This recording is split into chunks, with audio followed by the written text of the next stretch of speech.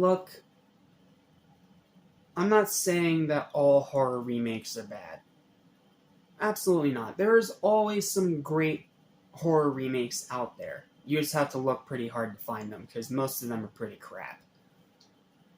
And then there's some like this that are just average. They have good things about them, and they have bad things about them that perfectly even out so that one can't overpower the other. To the point where it's more of just one and done out of curiosity. That's pretty much the best way I can describe this one. What's up? What's happening? What's going on, everybody? Welcome back to Animation Station, your number one stop destination for anything and everything animation.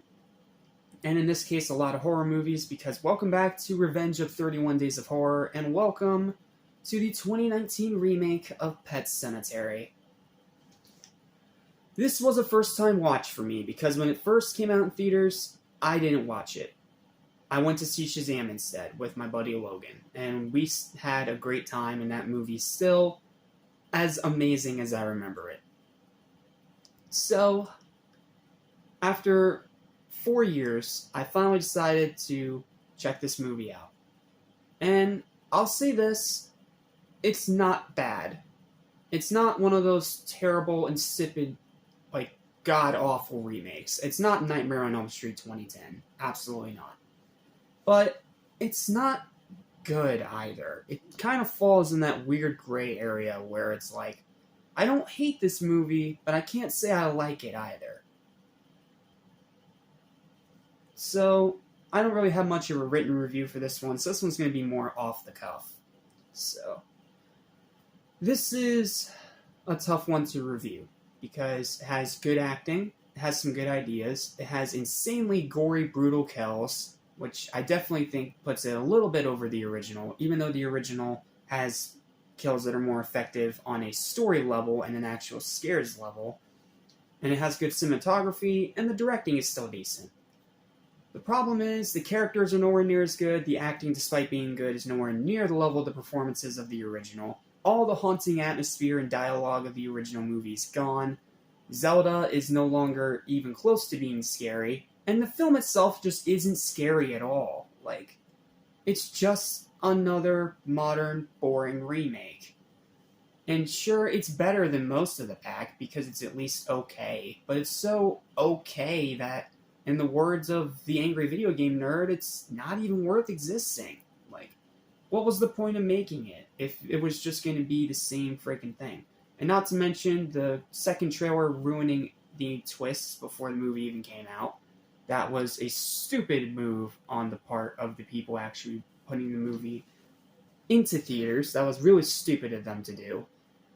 And on top of that, again, you had Shazam to go up against. That's a big superhero movie. That's a movie that surprised the heck out of everybody, myself included.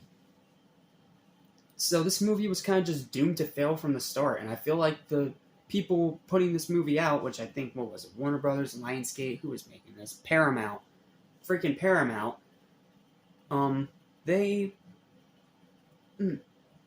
just put it out in the middle of April with almost no fanfare whatsoever. And because of that, the movie underperformed at the box office despite everything it was trying to build up to. Now, I give them credit, it's not a horrible remake, no. I've seen way worse horror remakes than this, but I've also seen way better. To name just 5 off the top of my head, you have all the Hammer horror films that remake all the classic Universal monster films very well, even if some of them aren't as good as others. The series overall is fantastic. You have the 2009 remake of Friday the 13th, which is pretty much a good modern amalgamation of everything that series did well, while also changing things up and making Jason more of a survivalist rather than just a slow stalker.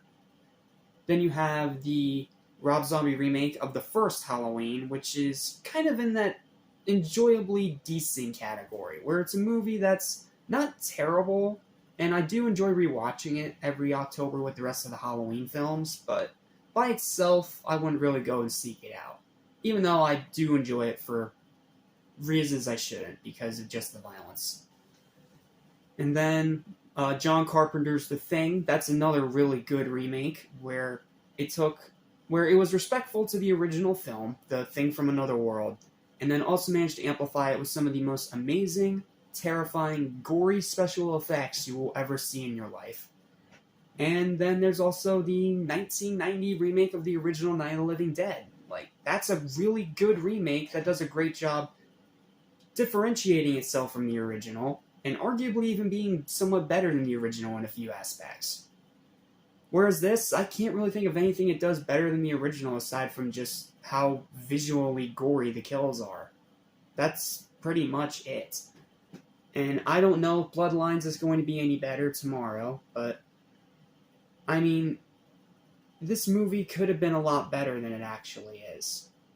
But as it is, it's just another remake. Another pointless, cash-in horror remake. Honestly, they should have just released it in January and be done with it, because January is usually the dumping ground for terrible movies. So, because of that, I'm going to give this movie a final verdict of a split down the middle, 5 out of 10. It's okay, it's not a terrible remake, but it's not a good remake either. But hey, it's Oscar-worthy compared to what we have to go through next. In fact, what we have to go through next is so terrible, I have to do a 14+ only review. So, I'll see you guys next time when we take a look at the horrendous piece of shit that is Seed of Chucky. Bye.